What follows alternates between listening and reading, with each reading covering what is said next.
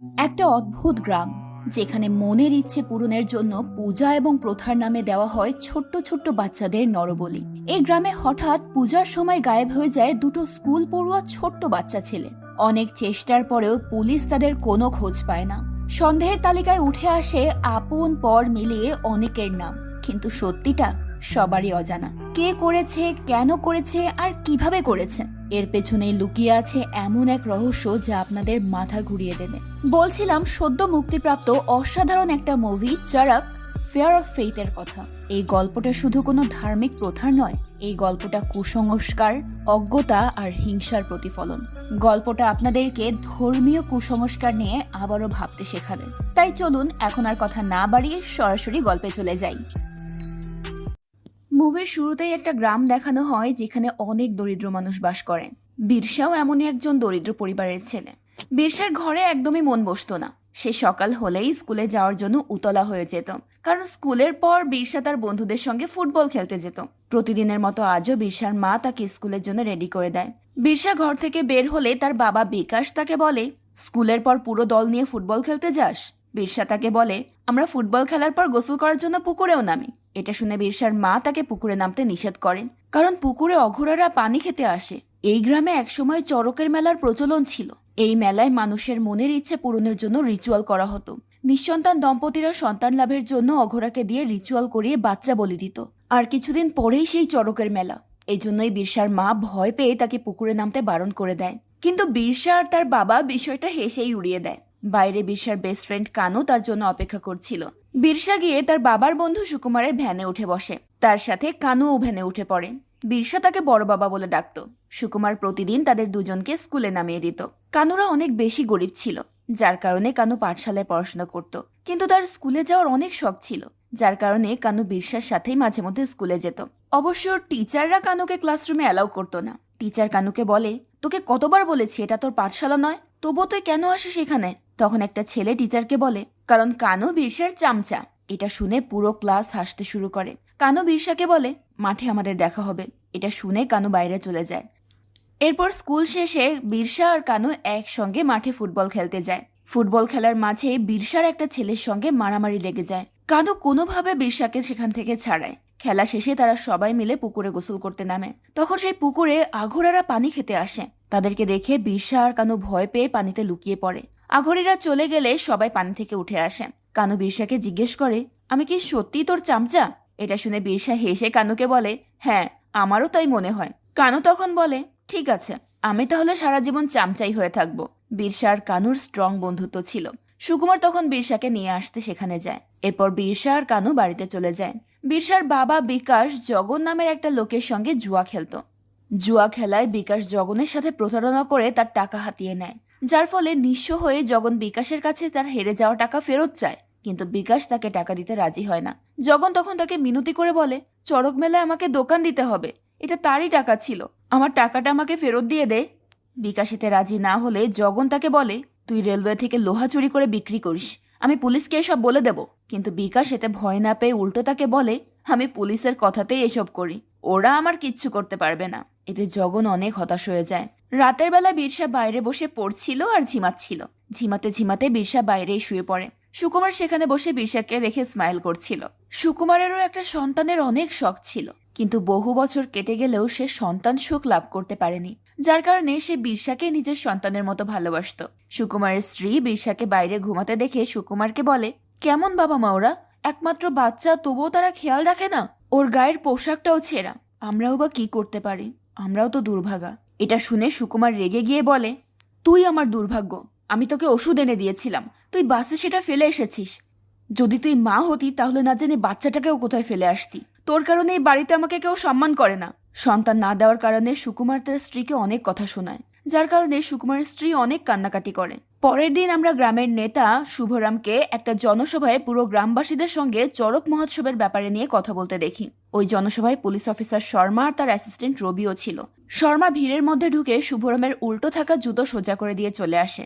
বাইরে এলে শর্মার মা তাকে ফোন করে তাকে জানায় যে সে এক তান্ত্রিকের থেকে শর্মার স্ত্রীর জন্য একটা ওষুধ নিয়ে পাঠিয়েছে, যা খেলে খুব শীঘ্রই তার বাচ্চা হবে। শর্মার কোনো সন্তান নেই, অনেক চেষ্টা করেও সে সন্তান লাভ করতে পারেনি, যার কারণে তার মা শর্মার স্ত্রীর জন্য ওষুধ পাঠিয়েছিল। কিন্তু শর্মা এসবে বিশ্বাস করে না। রবি তখন তাকে বলে, এসব সত্যি, মানুষের মধ্যে এমন অনেক রোগ আছে যা ডক্টর সারাতে পারে না, কিন্তু তান্ত্রিক সেই রোগ সারাতে পারে। এদিকে চড়ক মহোৎসবের মুখ্য সন্ন্যাসী এবার সুকুমারকে নির্বাচন করা হয়েছিল। সেই হিসেবে চড়ক মহোৎসবের সমস্ত দায়িত্ব এখন সুকুমারের ওপর ছিল। এই উৎসবের রিচুয়ালের জন্য একটা লাশ প্রয়োজন ছিল। এক লোক সুকুমারকে বলে, কোভিডের পর সব লাশ পুড়িয়ে দেওয়া হয়েছে, এখন মাটির নিচ থেকে লাশ কিভাবে বের করব? পচা গলা যেমনই হোক, যে কোনোভাবে একটা লাশ জোগাড় কর। সুকুমার বলে, সবকিছু আমার উপরেই কেন চাপিয়ে দিচ্ছিস? আমি তো নিজেই অনেক ঝামেলায় আছি। তখন ওই লোকটা বলে, মুখ্য সন্ন্যাসী তুই, লাশ কেন অন্য কেউ খুঁজবে? তখন সেখানে ওই অঘরীর দল এসে সুকুমারকে বলে, যদি মনস্কামনা অনেক গভীর হয় তাহলে লাশ দিয়ে কাজ হবে না, এর জন্য জীবিত বাচ্চাকে বলি দিতে হবে। রাতের বেলা ভোলা নামের একটা ছেলে সুকুমারের সাথে বাড়ি ফিরছিল। সুকুমার একটা বাচ্চার বলি কোনোভাবেই মেনে নিতে পারছিল না। ভোলা তাকে বলে, আঘরী সত্যি বলছে, জীবিত বাচ্চার বলি চড়ালে অভাব দূর হয়ে যায়, ধন প্রাপ্তি হয়। সুকুমার বলে, গত 10 বছর ধরে এই রিচুয়াল আমি সামলে আসছি, আমার পিঠ ক্ষতবিক্ষত হয়ে গেছে, এভাবে চলতে থাকলে আমি উপরে চলে যাব। ভোলা বলে, সময় সবারই আসে, তুমি কিভাবে এবার একটা মুখ্য সন্ন্যাসী হলে? ওপরওয়ালা সবাইকেই একটা করে সুযোগ দেয়, না হলে যে পুরোপুরি পুরুষই হতে পারেনি তাকে মুখ্য সন্ন্যাসী কিভাবে বানিয়ে দিল? এটা শুনে সুকুমার অনেক রেগে যায়। ভোলা তখন তাকে সামলানোর জন্য বলে, আরে এটা আমি বলছি না, বরং পুরো গ্রামবাসী বলছে। পরদিন স্কুলের পর সুকুমার আবার বিরসাকে নিতে যায়। বিরসা আজ অন্য একটা জায়গায় খেলছিল। বিরসা খেলা শেষ করে কানুকে নিয়ে তার ভ্যানে উঠে পড়ে। সুকুমার বিরসাকে জিজ্ঞেস করে, আজ এখানে কেন খেলছিলি? বিরসা বলে, পুকুরে অঘরী আসে, তারা খুলির মধ্যে পানি খায়। বিরসার সাথে কানুও বলে যে তারা বাচ্চাদেরকে তুলে নিয়ে যায়। এটা শুনে সুকুমার কানুকে বলে, তুই বিরসার কানে এসব উল্টোপাল্টা ঢোকাস, তাই না? সুকুমার বিরসাকে বলে, ওখানে একটা প্যাকেট রাখা আছে, খুলে দেখ। বিরসা ওই প্যাকেটটা খুলে দেখে সেখানে একটা সুন্দর স্কুল ব্যাগ আছে। বিরসা এতে অনেক খুশি হয়ে যায়। সুকুমার বিরসার জন্যই এই ব্যাগটা কিনেছিল। কিন্তু বিরসা এই ব্যাগটা তার বেস্ট ফ্রেন্ড কানুকে দিয়ে দেয়। কানু এই ব্যাগটা বাড়িতে নিয়ে গিয়ে তার দাদিকে দেখায়। কানুর দাদি তার ব্যাগের অনেক প্রশংসা করে, কিন্তু কানুর বাবা দেবের এটা একদম ভালো লাগে না। কানুর বাবা সুইপারের কাজ করত, যার কারণে কানুকে ভালো একটা স্কুলে পড়ানোর তার সামর্থ্য ছিল না।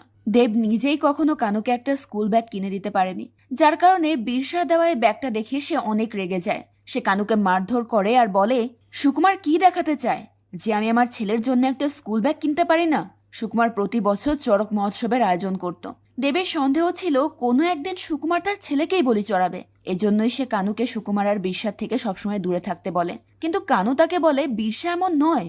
এটা শুনে দেব রেগে গিয়ে ব্যাগটা ছুঁড়ে ফেলে দেয় আর কানুকে অনেক মার। আজ শর্মার স্ত্রী শেফালির ইউকে থেকে তার কাছে আসার কথা ছিল। শর্মা শেফালিকে পিক করার জন্য রেলওয়ে স্টেশনে যায়। শেফালি ট্রেন থেকে নামলে শর্মা অনেক খুশি হয়। শেফালি একজন নোবেল রাইটার ছিল, যে কিনা একটা এক্সিবিশনের জন্য ইউকে গিয়েছিল। গাড়িতে শেফালি তার এক্সিবিশনের অনেক গল্প শর্মাকে শোনায়। রাস্তায় শেফালি চড়ক মহোৎসবের প্রস্তুতি দেখে শর্মাকে এই ব্যাপারে জিজ্ঞেস করে। শর্মার অ্যাসিস্ট্যান্ট রবি বলে, এখানে চড়ক মহোৎসবের আয়োজন চলছে, এই মহোৎসবে মনের ইচ্ছে পূরণ হয়। শেফালি তখন রবিকে জানায় যে সেই মহোৎসব দেখতে চায়। সুকুমার রাস্তা দিয়ে গ্রামের লোকজন নিয়ে চড়ক মহোৎসবের জন্য ঘাটে যাচ্ছিল, যার ফলে ভিড়ের কারণে রবি গাড়ি থামায়। ওই ভিড় থেকে একটা আঘরী শেফালির কাছে আসে। আঘরী শেফালির দিকে অদ্ভুতভাবে তাকিয়ে থাকে, যার কারণে শেফালি কিছুটা বিব্রত হয়। কিছুক্ষণ পর আঘরী চলে গেলে শেফালি একটু রিল্যাক্স হয়। শর্মা শেফালিকে নিয়ে তার কোয়ার্টারে যায়। সেখানে শর্মা বাড়ির মেড বেলার সাথে শেফালির পরিচয় করায়। প্রথম দিনই শেফালির সঙ্গে বেলার অনেক ভালো সম্পর্ক তৈরি হয়। শেফালি তার বাড়ির সামনে একটা ভাঙা দুর্গ দেখিয়ে বেলাকে সেটার ব্যাপারে জিজ্ঞেস করে। বেলা জানায় যে ওটা আগে রাজাদের দুর্গ ছিল, সেখানে একটা মন্দিরও ছিল। দেশে যখন বর্গিরা এসেছিল তখন তারা এখানে লুটপাট করেছিল, যার ফলে দুর্গটা ভেঙে গেছে। শেফালি বেলাকে ওই দুর্গ দেখানোর জন্য তাকে সেখানে নিয়ে যেতে বলে। বেলাও এতে রাজি হয়ে যায়। রাতের বেলা বিকাশ মদ খেয়ে এসে সুকুমারকে বলে, তুই তো কত বছর ধরে এই রিচুয়ালে মানত করছিস, তবুও তোর ইচ্ছেটা তো পূরণ হচ্ছে না। বিকাশ সুকুমারকে তার চড়কের কাজ নিয়ে অনেক অপমান করে। বিকাশের স্ত্রী এসে তাকে সেখান থেকে সরিয়ে নিয়ে যায়। সুকুমার নিঃসন্তান হওয়ার কারণে বিকাশ তাকে এইভাবে অপমান করলো। সুকুমার এতে কোনো রিয়াক্ট না করলেও তার বিকাশের কথাগুলোর কারণে অনেক রাগ হয়। এদিকে শেফালি আর শর্মা ইন্টিমেট হয়। শর্মা একটা সন্তানের জন্য অনেক উতলা হয়ে গিয়েছিল, কিন্তু শেফালি তাকে একটা সন্তানও দিতে পারছিল না। শেফালি তখন শর্মাকে জানায় যে সে একটা বাচ্চা অ্যাডপ্ট করতে চায়, কিন্তু শর্মা এতে সম্মতি দেয় না। শর্মা বলে, তুমি কি নিজের সন্তান চাও না? শেফালি বলে, সেও তো আমাদের সন্তানই হবে, সে আমাদের সঙ্গে থাকতে থাকতে আমাদের মতোই হয়ে যাবে। শর্মা বলে, নিজের বাচ্চাই আপন হয়, মাঝরাতে শেফালি বেলকনিতে এসে দাঁড়ালে বাইরে কারোর উপস্থিতি টের পায়। শেফালি চেক করার জন্য বাইরে বের হলেই হঠাৎ তার সামনে সেই অঘরীটা এসে হাজির হয় যে রাস্তায় শেফালির দিকে অদ্ভুতভাবে তাকিয়েছিল। ওই অঘরীর হাতে একটা বাচ্চার লাশ ছিল। ওই অঘরী শেফালির মুখে ধুলো দিয়ে লাশটা নিয়ে চলে যায়। অঘরা ওই লাশটা নিয়ে কিছু রিচুয়াল শুরু করে আর তাণ্ডব নৃত্য শুরু করে। পরদিন শেফালি শর্মাকে নিয়ে সেই জায়গায় যায় যেখানে ওই অঘরাকে দেখেছিল। সেখানে একটা কবর খোঁড়া ছিল। রবি সেই কবরটা চেক করে শর্মাকে জানায় যে কবরটা একটা বাচ্চার। শর্মা বুঝতে পারে যে গতরাতে চড়ক রিচুয়ালের জন্য এই কবর থেকে কেউ একজন বাচ্চার লাশ উঠিয়ে নিয়ে গেছে। শেফালি শর্মাকে জিজ্ঞেস করে তারা লাশের সঙ্গে কি করছিল।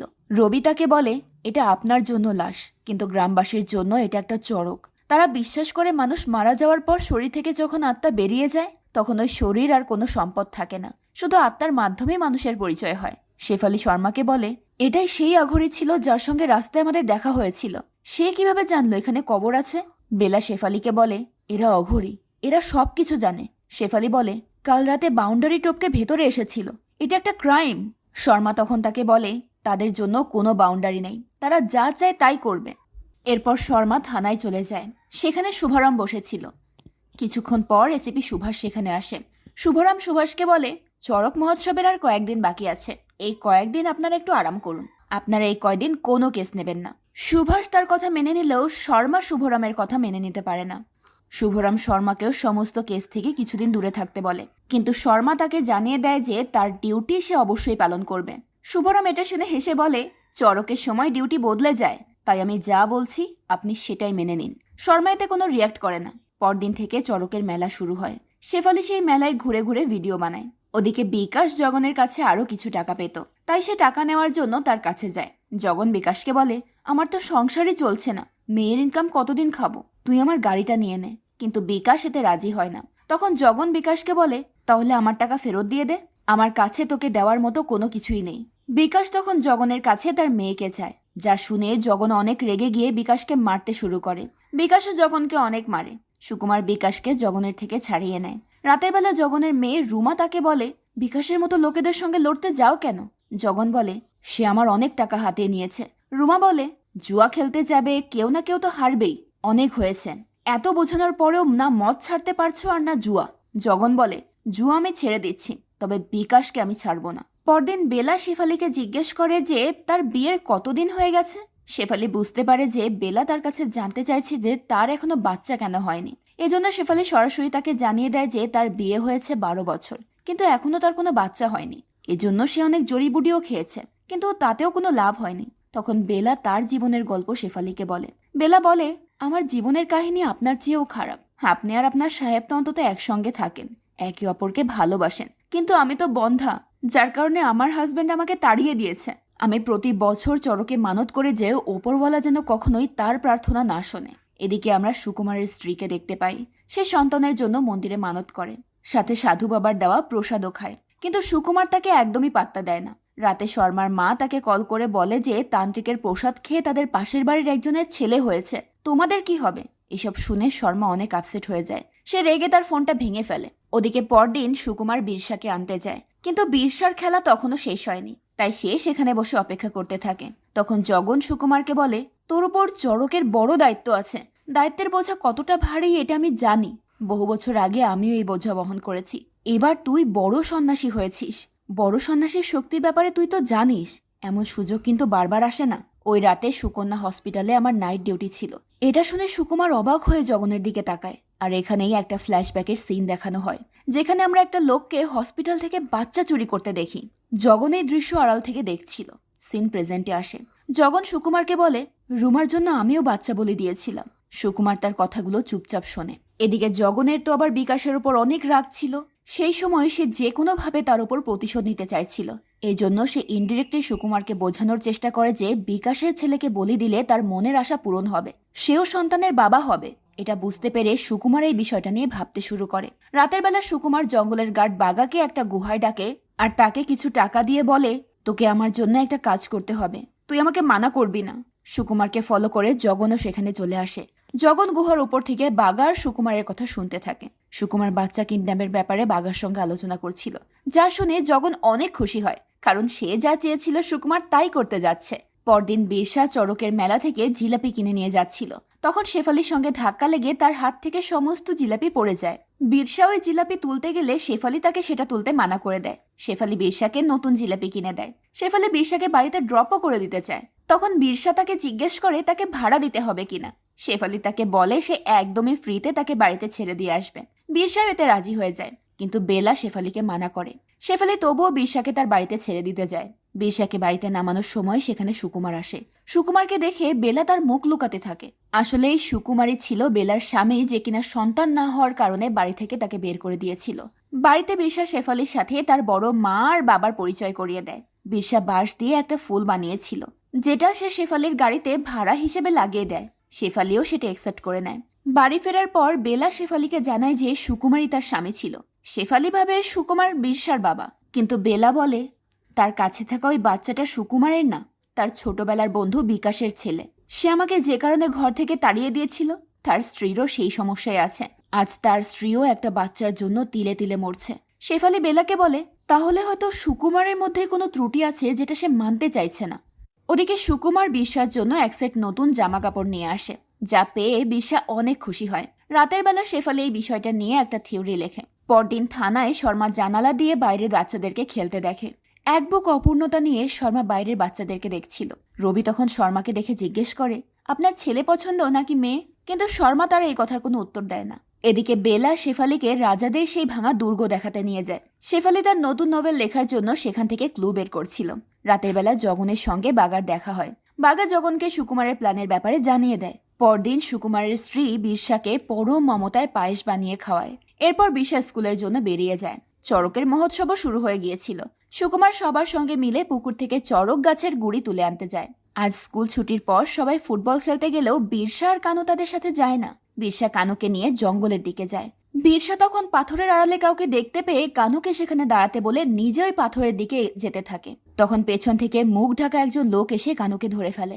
এটা দেখে বীরসা ভয় পেয়ে ছুটে তাকে বাঁচাতে যায়, কিন্তু পাথরের পেছন থেকে কেউ একজন বেরিয়ে এসে বীরসারও মুখ চেপে ধরে, যার ফলে বীরসা। এরপর সন্ধ্যা হয়ে যায়, কিন্তু বীরসা তবুও বাড়ি ফেরে না, যার কারণে তার মা অনেক চিন্তায় পড়ে যায়। কিছুক্ষণ পর সুকুমার বাড়ি ফেরে, কিন্তু সে আজ একাই বাড়ি ফেরে। বীরসার মা তাকে বীরসার ব্যাপারে জিজ্ঞেস করলে সুকুমার বলে যে আজ সে চড়কের মেলায় ব্যস্ত ছিল। সুকুমার ঘরে গিয়ে তার মাথায় হাত দেয়। সুকুমারের মাথা থেকে রক্ত পড়ছিল।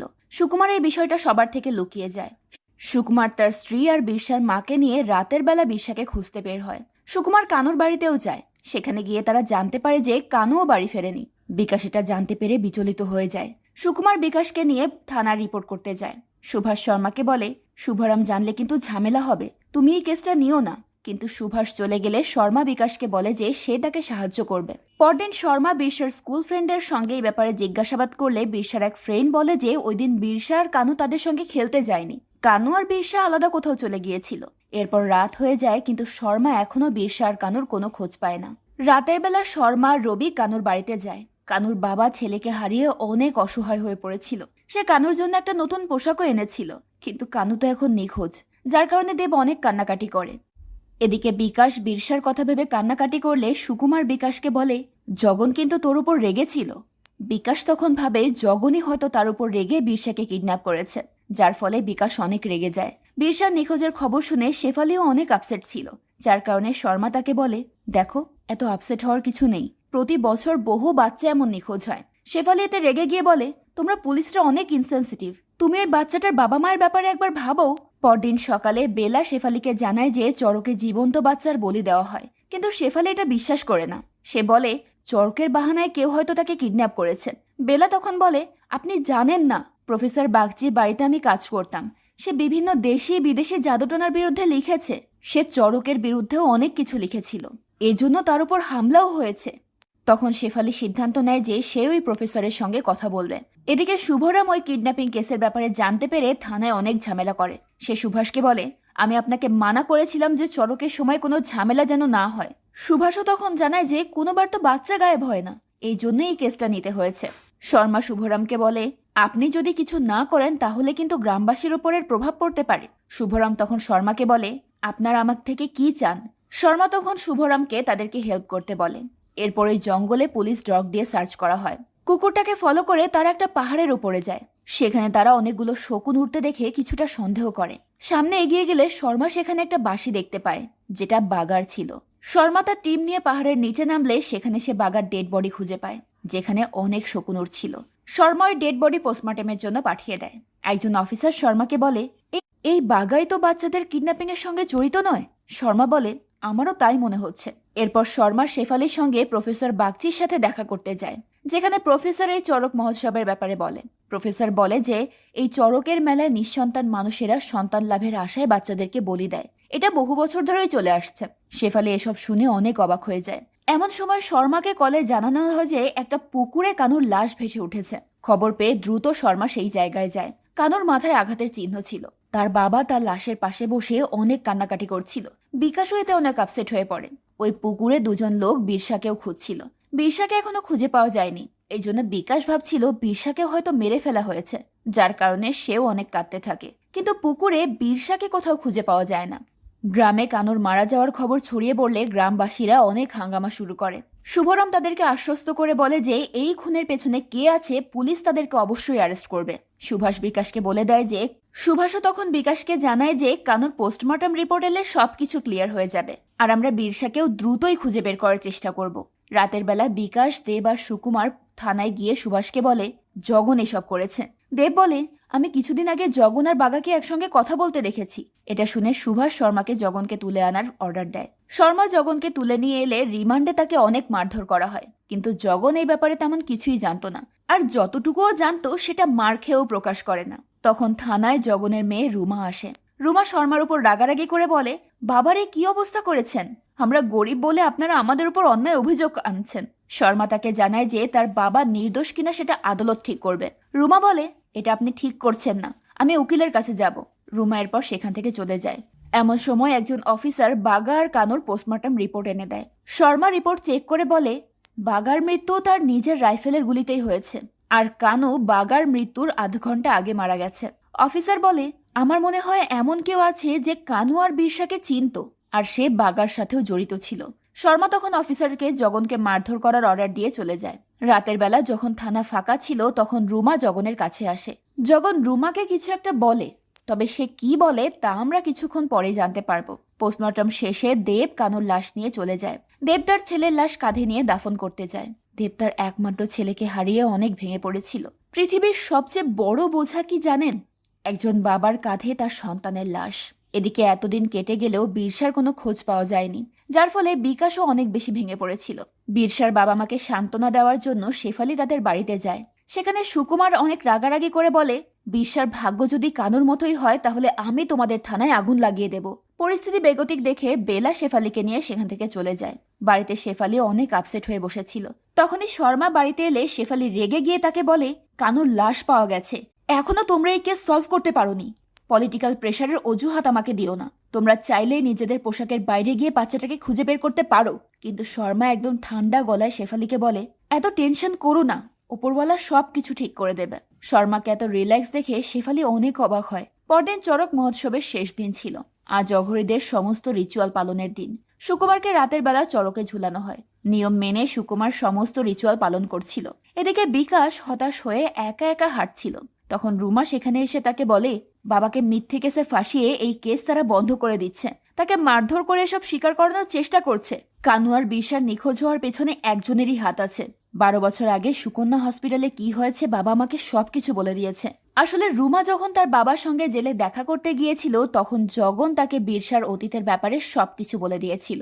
জগন তাকে বলে দিয়েছিল যে 12 বছর আগে সুকুমার আর বিকাশ দুজন মিলে সুকন্যা হসপিটাল থেকে দুটো বাচ্চা চুরি করেছিল, যেটা সেই রাতে জগন দেখে ফেলেছিল।